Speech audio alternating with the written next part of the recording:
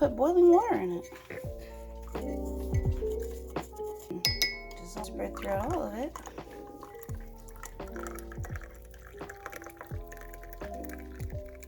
And you made your own tea or coffee.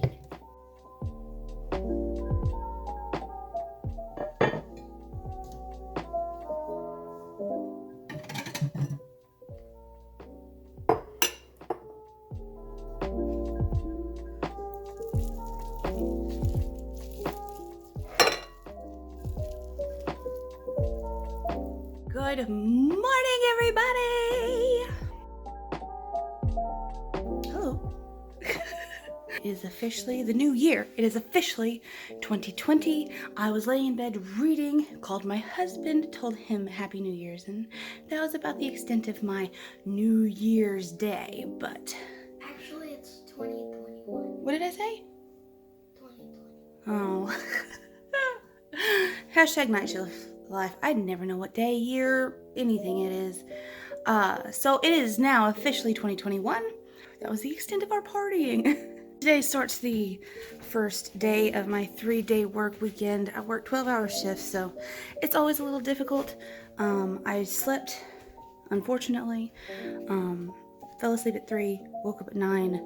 Now I'm going to drink some of this tea because a lot of the properties in this herbal tea are good for sleep.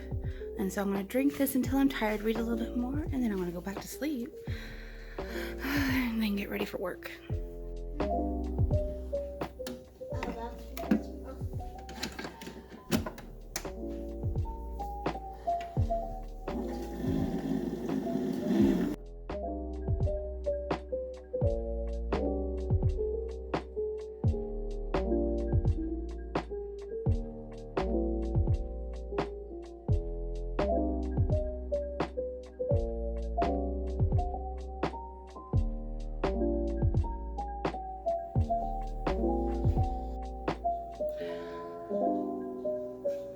I'm out of coffee.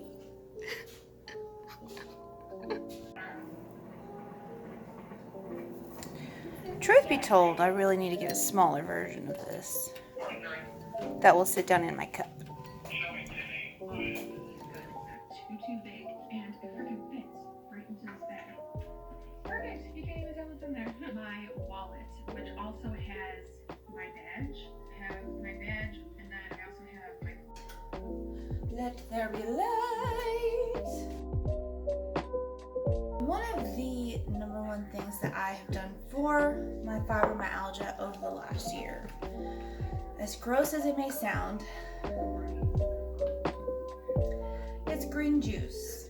There are many different kinds of green juice. Let me tell you about it.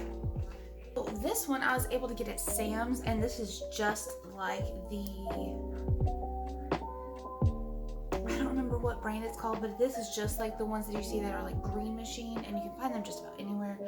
But I found a large version, much more affordable at Sam's, so that was pretty helpful. And this one actually tastes good. It does not have dairy in it, and it also has, it's 130 calories for 8 ounces, and it has several of the different vitamins in it that you need. I like this one for when I'm not really feeling like tasting the green juice. It really just kind of tastes like banana and kiwi. But then we have to talk about the things that actually work on your inflammation. I have been getting these, and if you have a Kroger's near you, the Simple Truth brand has a version of this too. And this one is the celery, apple, cucumber, spinach, romaine, kale, ginger. This is a little bit more palatable than the other one that I got that was all of those things except for the ginger. And I think it had lemon juice in it. Well, actually, it had no fruit either.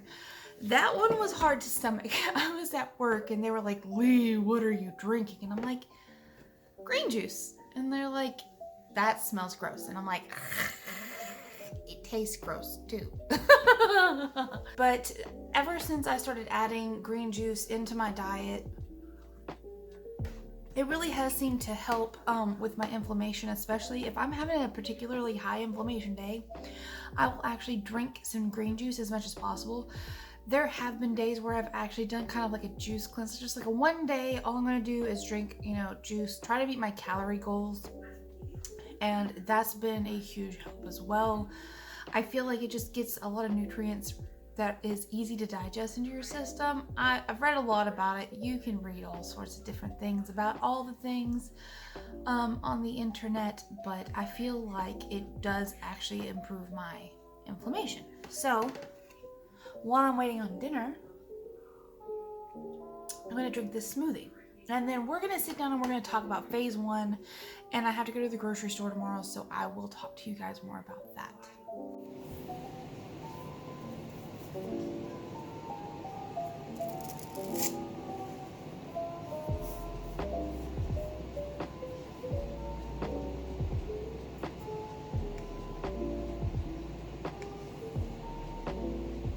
My husband ended up buying me a Bluetooth heart monitor, and I want to say it's one of the greatest things that I invested in when it comes to the DDP yoga program. It was like $70 or $80, but when I tell you I know exactly how many calories I'm burning, and it just makes me feel like I know that I did what I was supposed to, it really is kind of peace of mind too. So highly recommend. I will post here how my workout turned out. And yeah, and then we'll talk about phase 1 and doing the diet stuff. Oh my gosh, the nutrition, the food.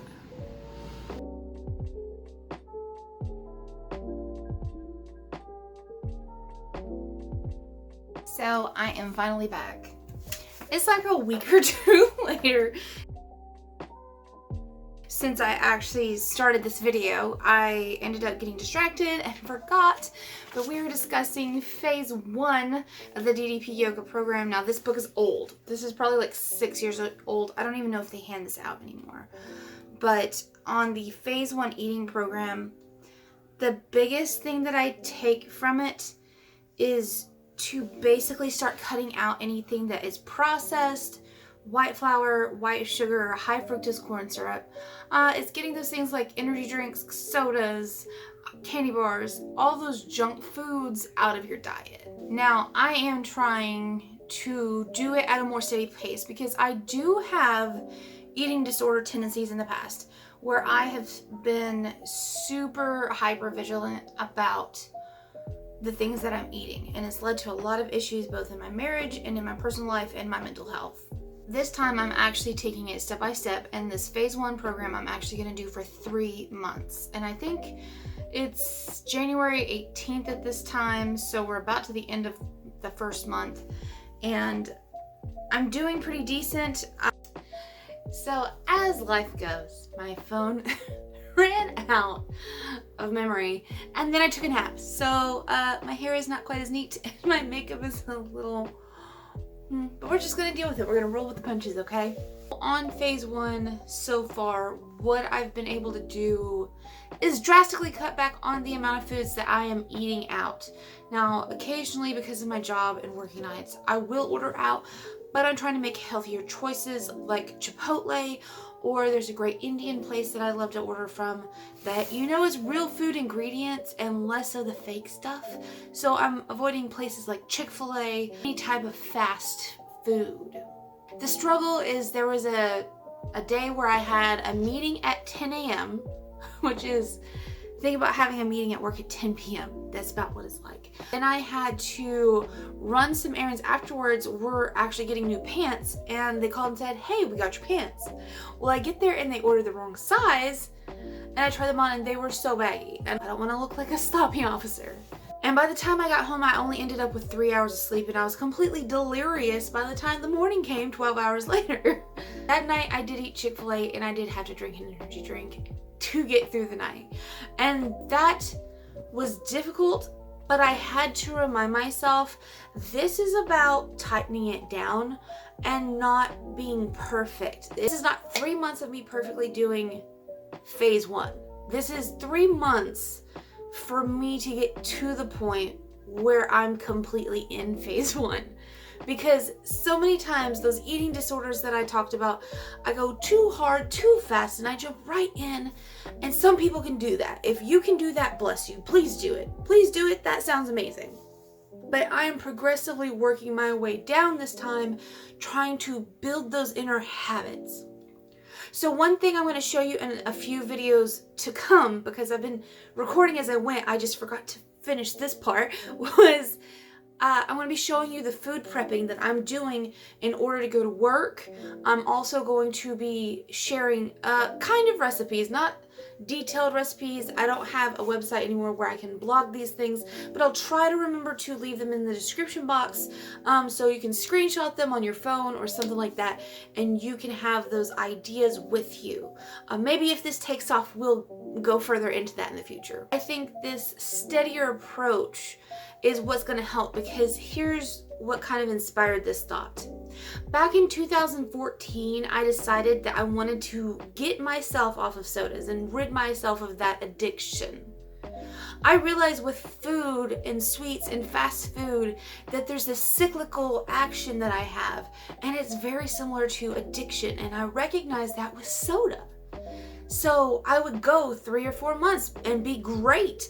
I would not drink sodas. I wouldn't even think about sodas. And then something would happen in my life and I would go straight for a soda. And then it'd be 3 more months of the opposite, of drinking sodas however long I wanted. And then I'd feel bad about it and think, I gotta get back off of soda. Well, the same thing happens with food. And so because I was so successful with my goal of a year without soda, I actually ended up not drinking a soda of any kind for 3 years. And now I will occasionally have a soda in the last few years, randomly. And I can have one and put it down. That's always been my biggest thing. If I can't have one and then it not bother me that I haven't had one in forever, I don't get that fiending, that hunger, that jonesing for that food product or drink, then I don't want it, because I'd rather not have it than go through that mental that mental cluster bleep that happens when I get into those cycles. I'm wanting to do this year of DDP yoga, and I'm wanting to do it in a very cyclical fashion, because I know that every 3 months is when I start to struggle. That's why I've set up to where phase 1 I'm going to do for 3 months, phase 2 I'm going to do for 2 months, and then the rest of the year, the hardest part of the year, I'm going to do for 6 months. And that's the plan, because I was able to, even though 2014, our house was destroyed by a tornado, an F4 tornado that was nearly categorized as an F5, and we lost everything. And I remember crying. I remember crying to my husband, I deserve a soda. And he said, if you stop now, you're going to regret it. And so that's kind of the point we're going to be at after 3 months of phase 1. We're going to be in that point, because that will be April. And that's when the tornado happened. And I feel like I want to have that moment then of, if you stop now, you're going to regret it.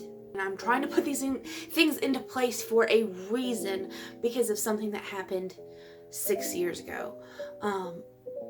I noticed the connection and the synchronicity, and I'm trying to run with it, essentially. I'm trying to get more whole foods in my diet. Now, if you guys remember and you've watched my channel, one of my most popular videos that I realized has had thousands of views now is my alpha-gal. My alpha-gal diagnosis videos and my alpha-gal update videos. I still have that. We're 4 years in, almost 5. And I still have alpha-gal. I can't eat mammal meats of any kind. I am too scared to try, to be honest, because even accidental cross-contamination has made me sick. It's a little more difficult to find a variety in my diet.